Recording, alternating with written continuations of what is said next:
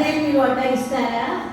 మేము వచ్చినటువంటి విషయం మీ నారాయణమూర్తికి తెలిసినట్లయితే ఆయన వచ్చి నా ఆశీర్వచనం తీసుకుంటారే, అటువంటిది మమ్మల్ని మీరు ధిక్కరిస్తారా? మీరు రాక్షసులై పడిపోగాక అని శపించారు. పాపం శాపగ్రస్తులయ్యారు. జయ విజయులు కూడా శాపగ్రస్తులయ్యారు. ఇక ఈ విషయమంతా కూడా అనంత కోటి అవతారమూర్తి అయినటువంటి ఆ శ్రీమన్నారాయణమూర్తి ఇలా విగ్రహమానుషుడు కదండి మహానుభావుడు. ఆయనకి అన్నీ తెలుస్తూనే ఉన్నాయి. ఇక్కడ జరిగిందంతా కూడా గమనించాడు. ఒక్కసారి అలా ద్వారం వద్దకు వచ్చారు స్వామివారు. స్వామివారి యొక్క పాదాలపై పడ్డారు ఇద్దరు కూడా. స్వామి మమ్మల్ని క్షమించండి, మాకు శాప విమోచనం కావాలి అని పాదాలపై పడ్డారు. పడితే అప్పుడు స్వామివారు అన్నారు, రాయ శాపం ఇచ్చింది నేను కాదు కదా, ఇచ్చిన వారు ఎక్కడ ఉన్నారు?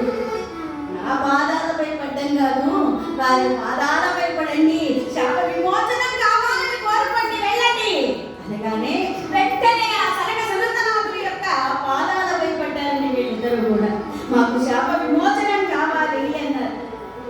నాయన తెలియక చేసిన తెలిసి చేసిన తప్పు తప్పే అయితే మీరు ఒక విధంగా శాపాన్ని పోగొట్టుకోవడం ఎట్లా అయితే 7 జన్మలెత్తి స్వామికి స్నేహితులై స్వామి సన్నిధికి చేరుకుంటారా మిత్రత్వంతో, లేదా 3 జన్మలెత్తి విరోధంతో స్వామి వారి యొక్క సన్నిధికి వస్తారా? ఈ రెండింటిలో ఒక్కటి మాత్రమే కోరుకోండి. అది కావాలా ఇది కావాలా? టీ కావాలా కాఫీ కావాలంటే ఏది ఇష్టమైతే అది కోరుకుంటా. ఇక్కడ ఏది ఇష్టమైతే అది కోరుకోవడానికి లేదుగా. ఇక్కడ 7 జన్మలు ఒకటి వచ్చింది, 3 జన్మలు ఒకటి వచ్చింది. ఆలోచించారు. నిరంతరం నారాయణమూర్తి యొక్క పాదసేవ కదండి. అందుచేత ఆలోచించి స్వామి ముహూర్తం చలితం వరం నచమాయితం చిరం. ఒక చూరి బాధపడే కంటే మంట పట్టింది కొంచెమైనా చాలు. అందుచేత 7 జన్మలు కాదు 3 జన్మలెత్తి స్వామి వారికి విరోధంలో స్వామి వారి యొక్క సన్నిధికి వస్తాము, మమ్మల్ని అనుగ్రహించండి అన్నారు. తథాస్తు అన్నారండి. విన్నారుగా, మరి మీకు శాప విమోచనం తెలిసినట్టేగా అని స్వామివారు వారికి అనుగ్రహం ఇచ్చి అక్కడి నుంచి స్వామివారు తన స్థానానికి తాను చేరారు. వీళ్ళు శాప విమోచనం పొందారు, విషాదులై ఉన్నారండి. వీరే హృదయంలో హిరణ్యాక్ష హిరణ్యకశిపులుగా జన్మించడం, త్రేతాయుగంలో రావణ కుంభకర్ణులుగా జన్మించడం, తరువాత ద్వాపర యుగంలో శిశుపాల దంతభక్తులుగా వారు జన్మించడం జరిగింది. ఇది కృతయుగం నాటి కథ.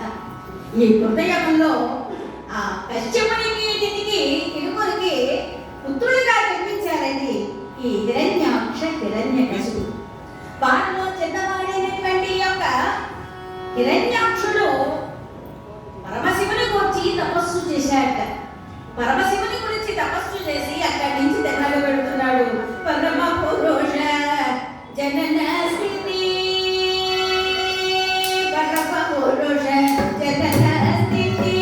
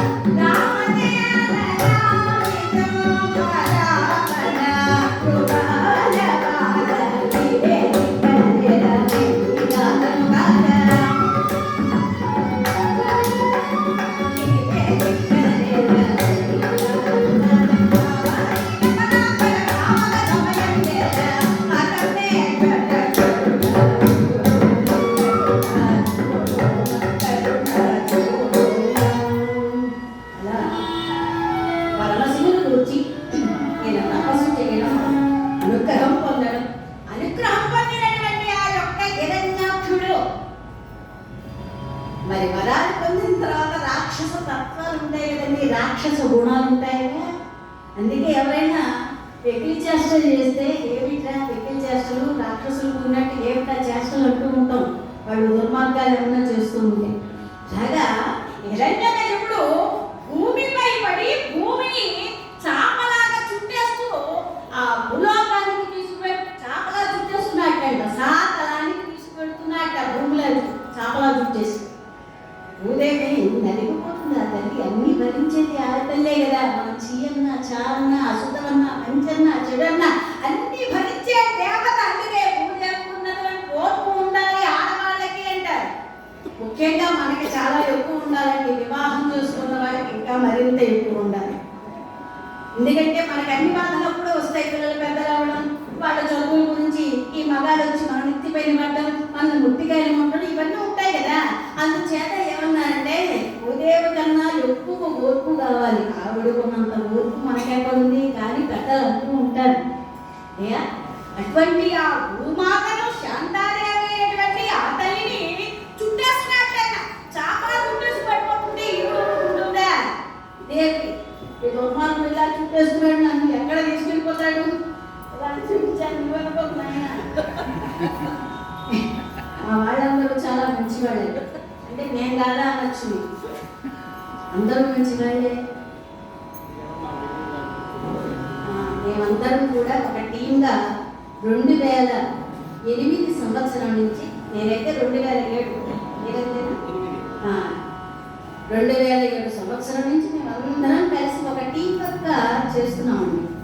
ఈ దేవస్థానంలో టీటీడీలో తిరుమల తిరుపతి దేవస్థానంలో అన్నమాచార్య ప్రాజెక్టులో మరి మాకు చక్కనైనటువంటి వాయిద్యం ఇంతవరకు మన తూర్పుగోదావరి, కృష్ణ, పశ్చిమ ఇవంతా చక్కగా ఈ వైలన్ మృదంగం ఇవన్నీ ఉంటాయి. అబ్బాయి వైలన్ మృదంగం కూడా వాయించగలడు, కానీ డ్యూటీ పరంగా తబలా కాబట్టి తబలా తీసుకొచ్చాడు.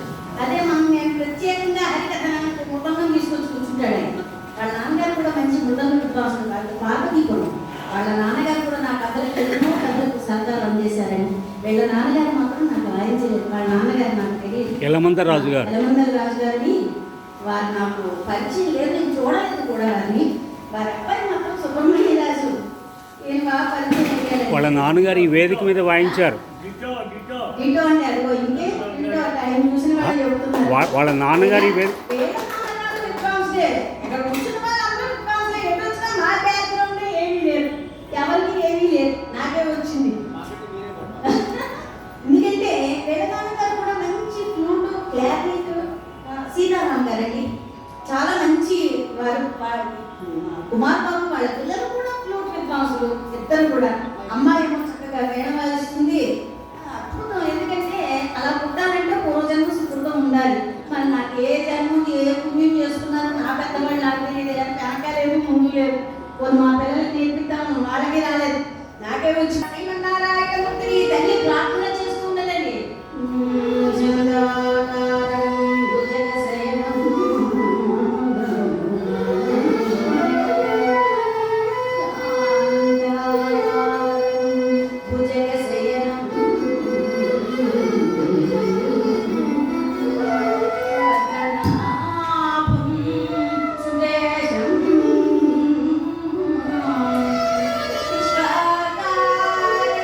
గగన సదృశం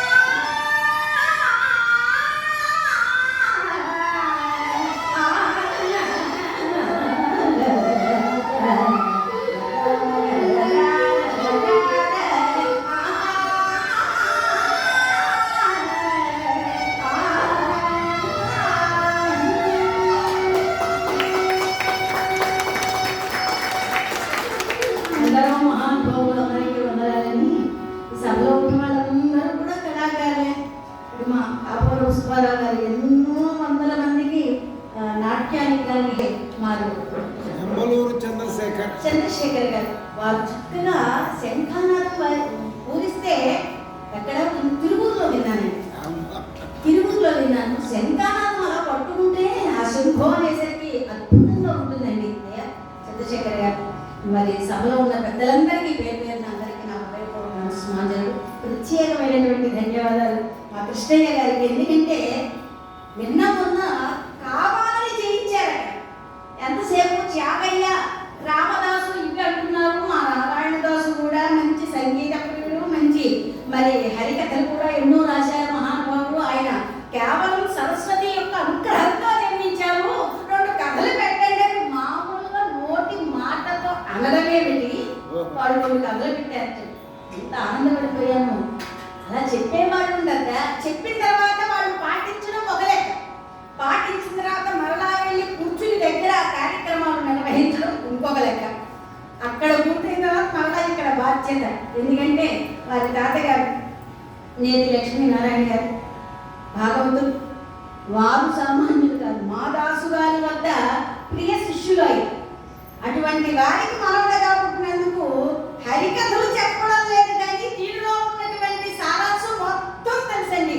ఆఖరికి నేను ఎక్కడో గజ్జి చెప్పిన ఆ గజ్జి ఎక్కడ తప్పు చదివానో కూడా చెప్పగలిగినటువంటి సమర్థులు కృష్ణయ్య గారు. సామాన్యులు ఎలా కూర్చున్నారని మనం పాట పాడినా ఎక్కడ తప్పు చెప్తారు, స్వరం ఎక్కడ తప్పు వేసామో చెప్తారు. అంత సమర్థత, అంత కలిగిన ఆయన ఇంట్లోనే పడి ఉండొచ్చుగా ఎందుకు బాధ అంటే ఆ యొక్క వాసన అలా లాగిస్తుంది, తీసుకొస్తుంది. అది ఎవరి వల్ల కాదు, భగవంతుడే లాక్కొస్తాడు. జరిగినప్పుడు ఈయన మాత్రం ఏ కార్యక్రమం ఎక్కడ హరికథ జరిగినా సప్తాహం జరిగినా నేనున్నాను అని నారాయణమూర్తి ఎలాగైతే మా నోట్లో పలుకుతాడో అలాగే ఈ కృష్ణయ్య కూడా అన్ని చోట్ల నేనున్నాను అంటాడు ఆయన.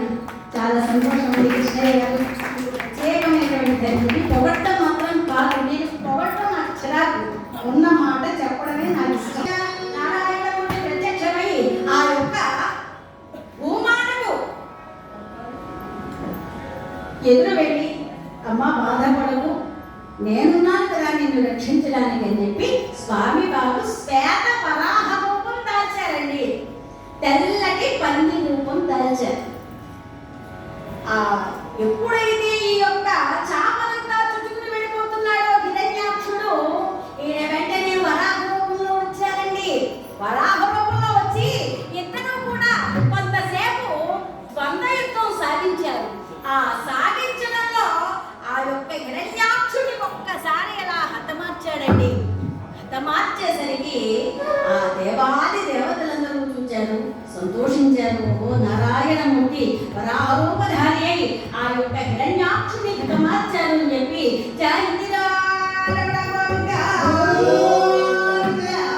భోజనం తినగానే ఖాళీ లేకుండా వచ్చి కూర్చున్నారుగా.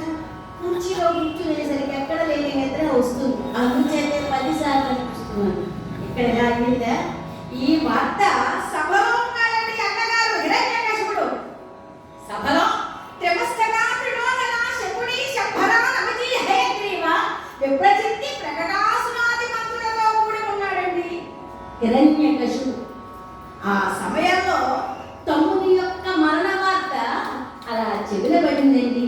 చెవిన పడగానే వెంటనే హిరణ్యకశిపుడు బాధపడ్డాడు. నా తమ్ముడు సామాన్యుడు కాదే, ఇటువంటి వాడు నా తమ్ముడు అంటే దాసుగారు చెప్తారు ఇక్కడ.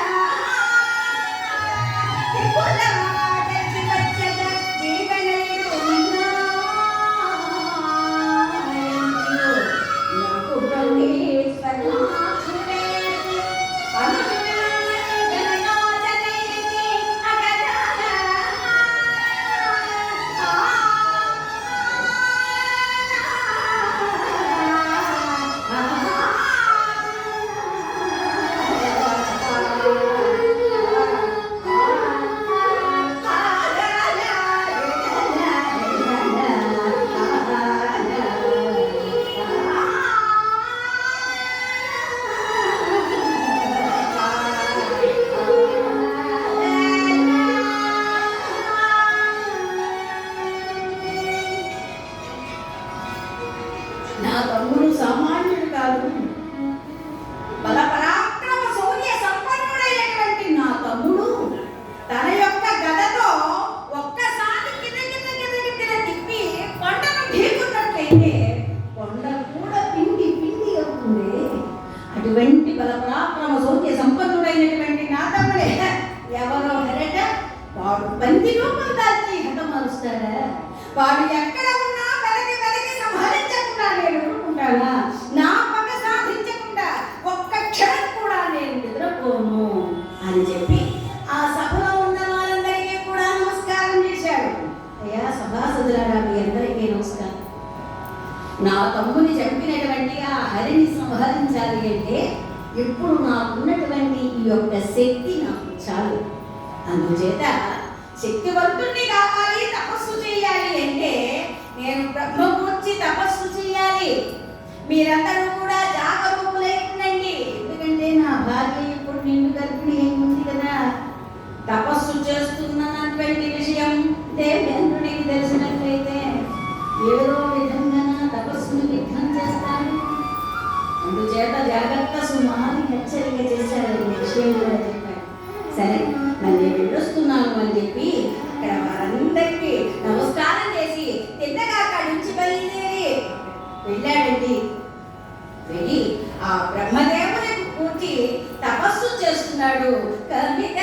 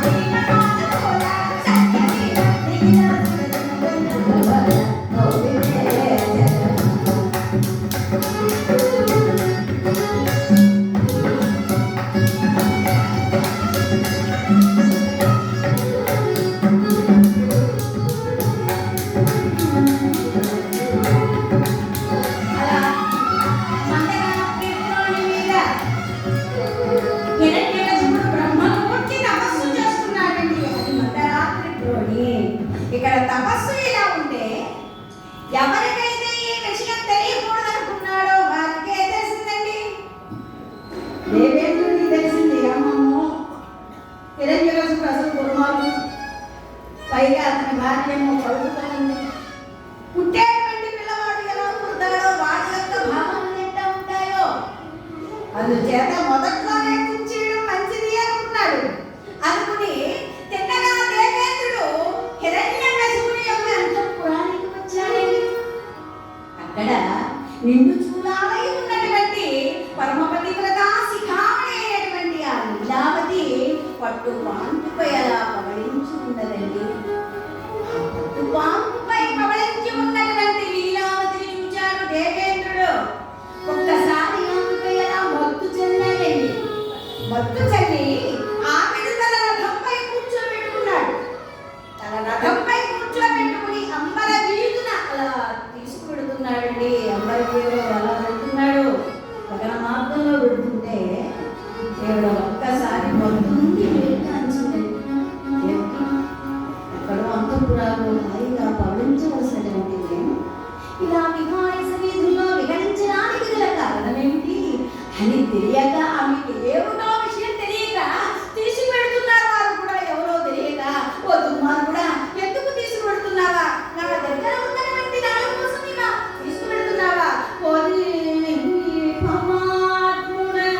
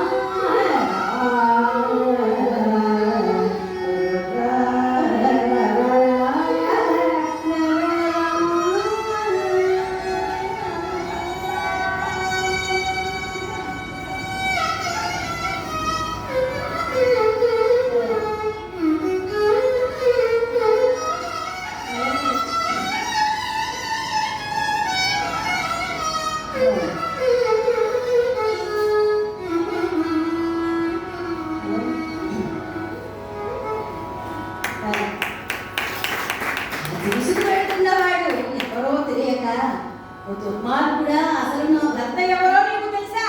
రాక్షసేశ్వరుడైనటువంటి హిరణ్యకశిపుడు నా భార్య భర్త. ఈ విషయం నీకు తెలిసే తీసుకెడుతున్నావా? అంటే భర్త హిరణ్యకశిపుడు అని ఆవిడ నోటుగా పెట్టేది చెప్పిందో ఇంకా వేగాన్ని పెంచాలి.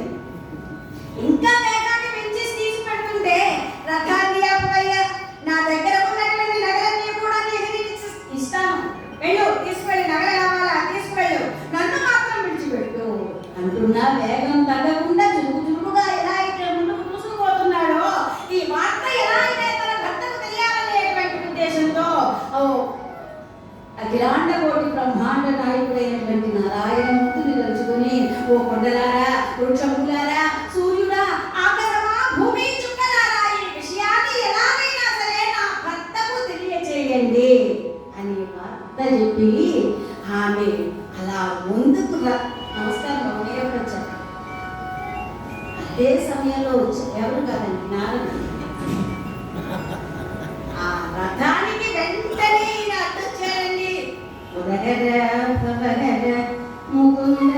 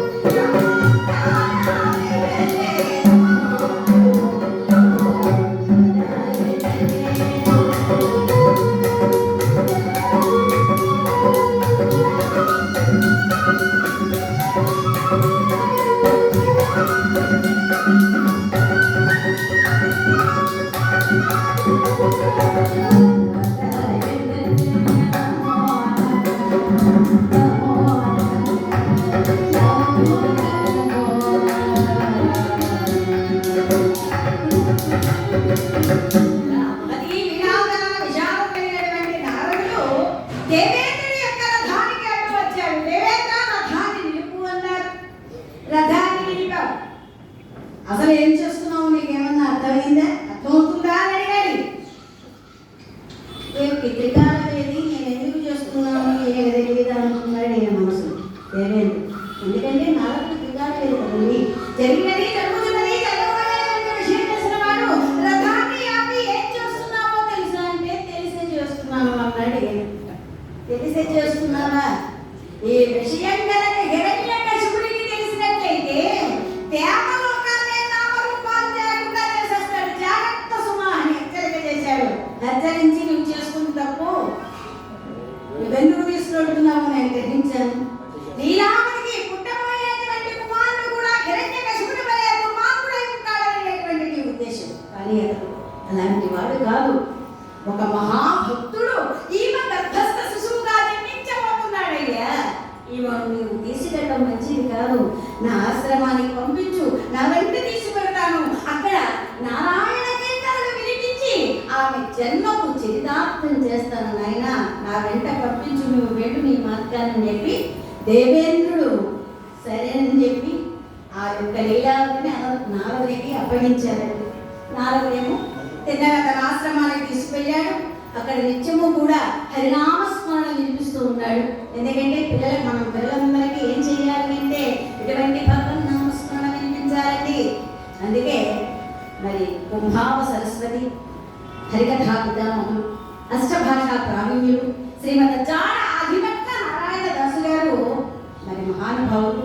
ఈ హరికథ నవరసాలతో కూడుకున్నటువంటి విద్య ఈ రూపంలో ఉండాలని తీర్చిదిద్దినటువంటి మహానుభావులు. అదిగో మనకి ఎదురుగా పట్టణే కూర్చుని ఉన్నటువంటి వారు ఆదిపట్ల నారాయణదాసు గారు. వారి పరంపర మన ప్రథమ శిష్యులైనటువంటి నేతి లక్ష్మీనారాయణ భాగవతులు. వారి తర్వాత దీనిని రక్షిస్తున్నవారు వారు మనవలు మన కృష్ణయ్య గారు. ఇక్కడ పరంపర ఇట్లా ఉంటే మరి తర్వాత దీనిని ఉద్ధరింపజేస్తూ ఒక స్థితికి విజయవాడలో హరికథలు జరుగుతున్నాయి. ఎవరి యొక్క ఆధ్వర్యం అంటే కీర్తిశేషుడు కైవల్యానంద సరస్వతి స్వామి గారు. ఆ తర్వాత వారిని హరికథ చెప్పి ఆయన కైవల్యం పొందిన మహానుభావుడు. మరి ఆ తర్వాత దాన్ని మట్టు పెట్టకుండా వారి కుమారుడైనటువంటి బుర్రా పద్మనాభ శర్మ గారు వారు ఉత్సవాలు చేస్తున్నారు. మరలా వారి తర్వాత వారి పరంపర బుర్రా నరసింహ శర్మ వారు కూడా ఈ మధ్య 2-3 కథలు నేర్చుకోవడం జరిగింది. వారు రక్షిస్తున్నారు. అదో పరంపర. మరి ఇంకో పరంపర ఏమిటయ్యా అంటే ప్రస్తుతం ఈ భీష్మ ఏకాదశి ఉత్సవాలు నడిపిస్తున్నటువంటి మా పాండ్యం దక్షిణామూర్తి గారు. మరి దీనికి కూడా శంఖంలో తీర్థం పోసినట్లన్నట్టుగా వారు మంచి కళాకారులు, వారి తండ్రి కళాకారులు.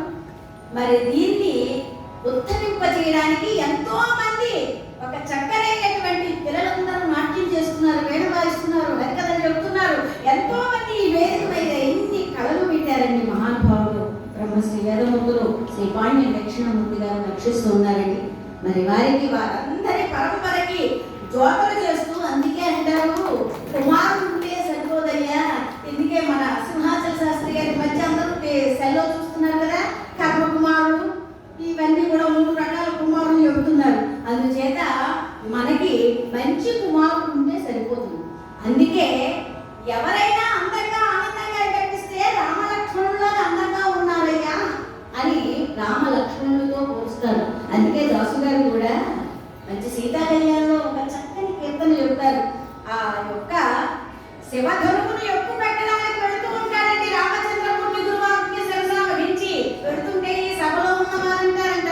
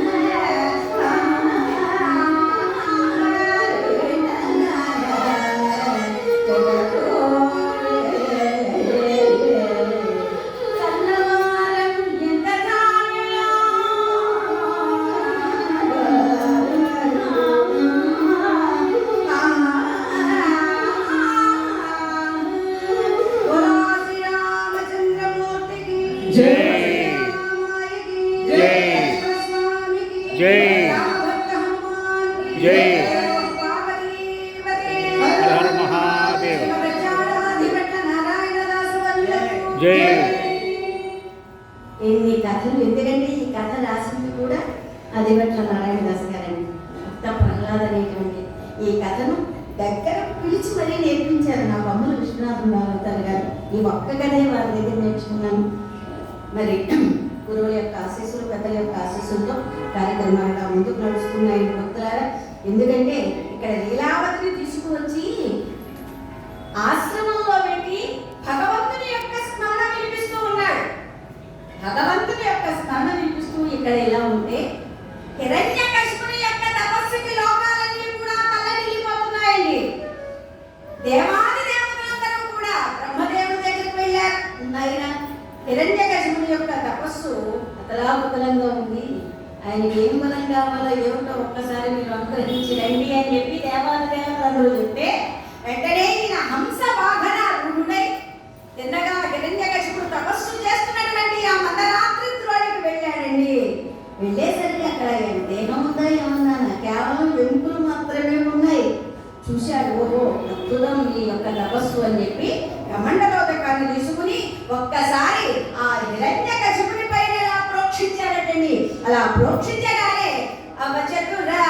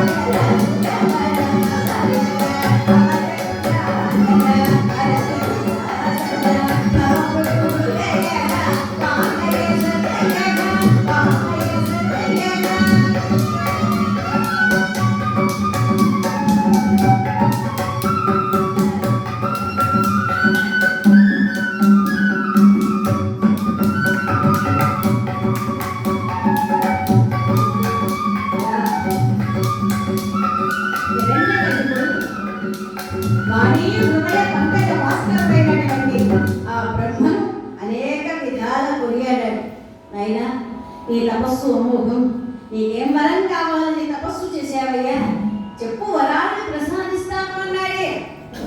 ప్రసాదించడానికి ఆయన ఏమన్నా కోరేది ఒక్క వరమా, చాలా పెద్ద లిస్ట్ ఇచ్చారు.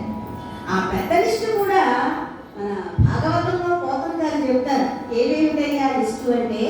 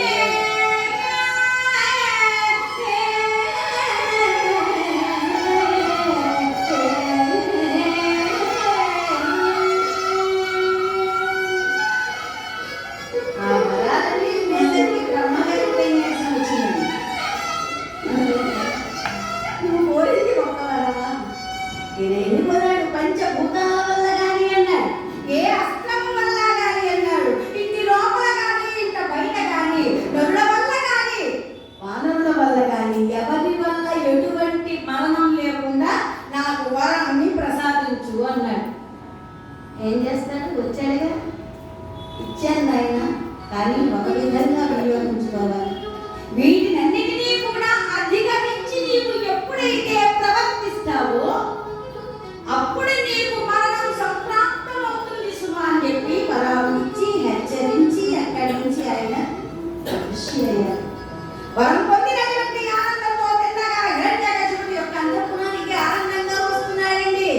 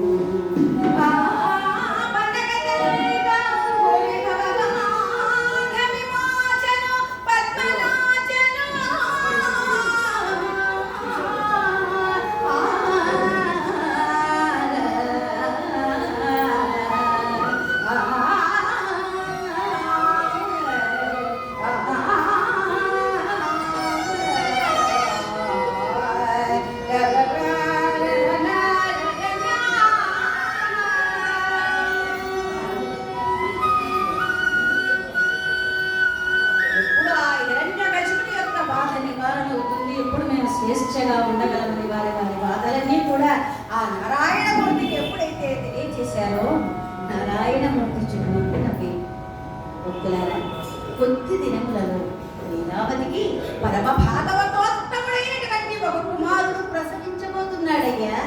ఆ కుమారుని వల్లే ఈ హిరణ్యకశిపుని యొక్క వధా విధానమవుతుంది, మీరు బెంగపడకండి అని చెప్పి సానుభూతి చెప్పి సంతునోక్తులు పలికి అక్కడి నుంచి వాళ్ళందరినీ పంపించారండి. ఇలా పంపించారు. కొంతకాలం గడిచిన తర్వాత లీలావతి గ్రహాలన్నీ కూడా శుభస్థానం ఉన్నటువంటి సమయంలో అంతకున్నా